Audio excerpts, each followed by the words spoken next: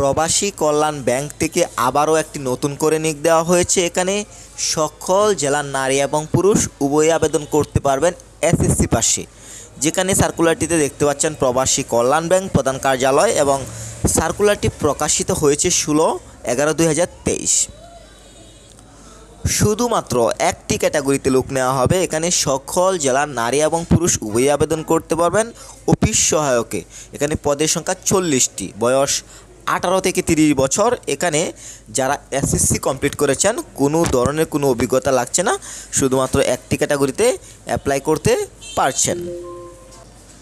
আবেদনটি অনলাইনের মাধ্যমে করতে হবে। এখানে যে লিঙ্কটি দেখতে পাচ্ছেন, এই লিঙ্কের মাধ্যমে আবেদন করতে হবে। আপনি যদি আমাদের মাধ্যমে অ্যাপ্লাই করতে চান, অবশ্যই স্ক্রিনে দেওয়া নাম্বারে যোগাযোগ করবেন, এবং সেই সাথে আবেদনপত্র পূরণ ও পরীক্ষার ফি জমাদান শুরুর তারিখ ও সময় 23/11/2023 সকাল 10 ঘটিকা থেকে, এবং আবেদন জমাদানের শেষ তারিখ ও সময় 13/12/2023 বিকাল 5 ঘটিকা। এর মধ্যেই কিন্তু আপনাকে আবেদন করে শেষ করতে হবে। এখন আমি বলে দিব যে এই সার্কুলারটিতে আবেদন করতে আপনার কত টাকা লাগবে। যেহেতু শুধুমাত্র একটি ক্যাটাগরিতে লোক নেওয়া হবে এবং অফিস সহায়কে, যেহেতু এটি 20 গ্রেডের চাকরি, এখানে আবেদন করতে আপনার 100 টাকা খরচ হবে।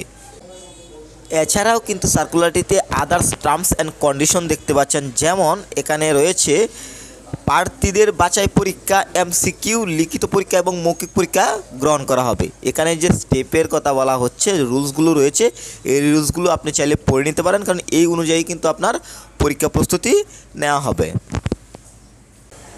আশা করি প্রবাসী কল্যাণ ব্যাংকের এই সর্বশেষ সার্কুলারটি বুঝতে পেরেছেন। কারো যদি কোনো প্রকার বুঝতে অসুবিধা হয়ে থাকে, অবশ্যই আপনি ভিডিওর কমেন্টে প্রশ্নটি রাখবেন।